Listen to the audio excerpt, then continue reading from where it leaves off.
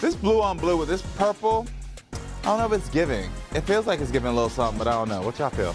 I don't know. All right, back to this though. Talking about mom, daughters. It is a lot of pain already. I remember this immediately coming back. All right, Jessica, thank you so much for being here. Tell me, what's going on between your mother and your sister? Oh, it's a lot of drama. My sister moved in 6 months ago with her 4 kids, 2 dogs. She just expects everybody to stop their life for her. She doesn't think she needs to cook. She doesn't need to clean. Somebody asked her to do that. That's the end of the world. How dare you ask her to be an adult or a mother? And she'll start to call my mom a bitch. You know, shut the up. I can't stand you. I hate you. Wow. You can't make me do this just because I live here. Tell me about the fights that you've had to break up between your mom and Taylor. Recent one, actually, probably about a week ago. I had to go over there because my mom was asking her to get some laundry done so that the kids had clothes for the next day for school. And she's like, "You're a bitch. I hate you. You know, no wonder She love that nobody D likes word, you." don't she? Okay, see, like that's her go-to. What got me is when she came out here, she's like, I don't know where y'all are in, what story y'all are telling yourselves, because literally, that is not what's happening. And that's when the light bulb went off for me, because I was like, hold on. Y'all are all out here saying that she's this bad, bad person, but yet now she's challenging y'all, and y'all are all redacting your story in a sense. The way I am with my kids, like, I'm not a mother. I'm not involved with my kids. Yes, I have talked to my mother that way, but what she doesn't see is what she does to me to push me to that extreme. It's not that I think I'm entitled to not do things around the house, but I work. Taylor was confused. She felt very blindsided, and I felt bad for her. I can see the emotion. What do you want to say to your sister? Like, I don't even know who she is right now. That is a total line of crap, Taylor. You know exactly who I am. No. I've had this conversation with you at Mom's house in your face before. Yeah, we've had this conversation long ago. It still happens. Jessica, from your point of view, what is it that you're feeling like still happens? She doesn't take responsibility for things. Listen, there's 2 sides to every coin. And so it's important to remember that both sides play a part. Taylor, was there ever substance abuse issues on your end? Before I had my oldest daughter. What was it, just alcohol? Was it drugs? It was pills. Pills? Okay. I think you don't understand, like when you go to work or you go to sleep, you leave the kids at home with mom. That makes that her responsibility.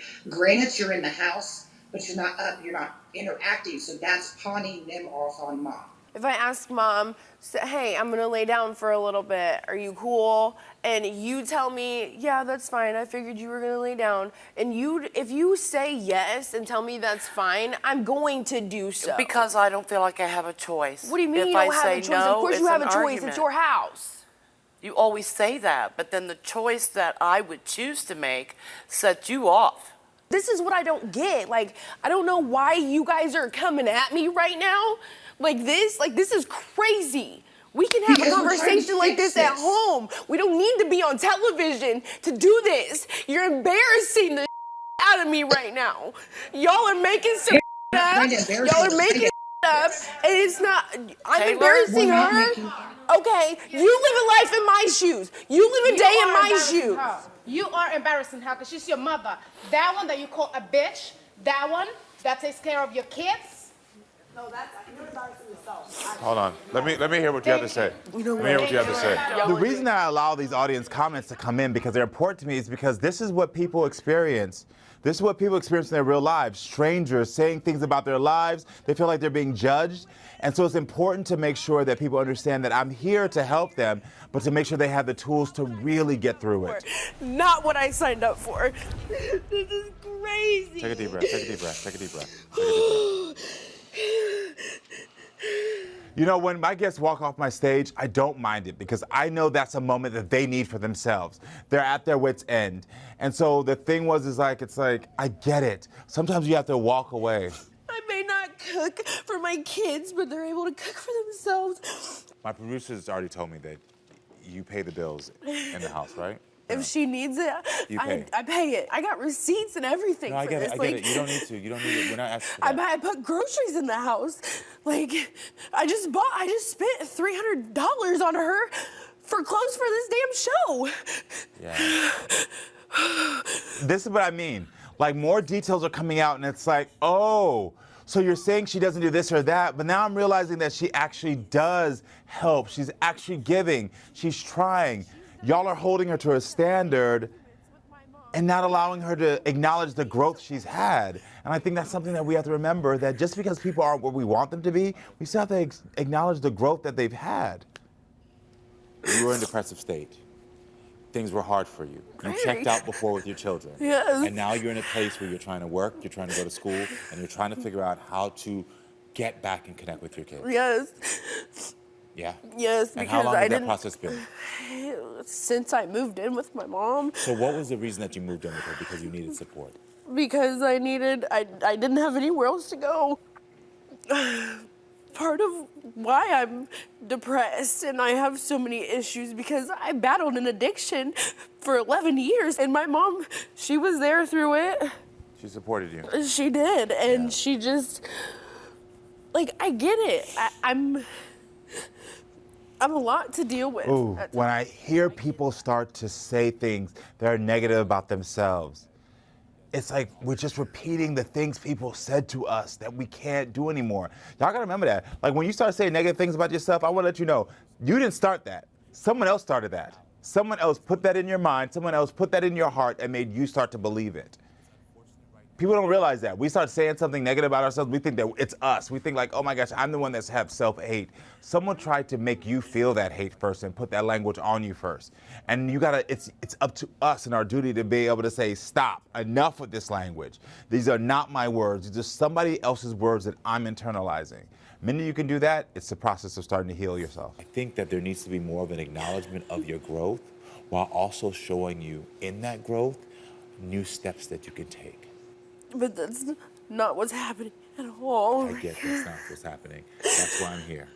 I could see through it, and I can help. She was backstage, and I could see all the pain she's going through. I could feel what's happening. And it was like, okay, this is the moment now where we can figure out how she can start to get language that can help her move forward. Here you go. So, your daughter's had a lot of growth. Tell me what it's been like for you. Because she just called you backstage her best friend. Taylor, look at me. You know, our goal is to have back what we used to have, the friendship, the best friend. And I acknowledge your growth. I really do. I see it. And I want you to stop right there. Now, Taylor, can you acknowledge, Mom, I understand that you are exhausted. And I know that I'm here trying, but I know that you're picking up slack that I am not being able to pick up. Yeah, I mean, I absolutely agree with that. You are there to pick up the slack. And I'm sorry that I have made you feel that way. Thank you. I think there's a place in this where I do see the love and I see what y'all do as a family. I mean, I know even before when you said like you giving your sister your child, I understand how hard that was for you, but I also understand what you were doing and the mindset you had of supporting your sister. I see the love that is between you three women. Yes. I do believe there's an issue. I do believe there's an issue with boundaries.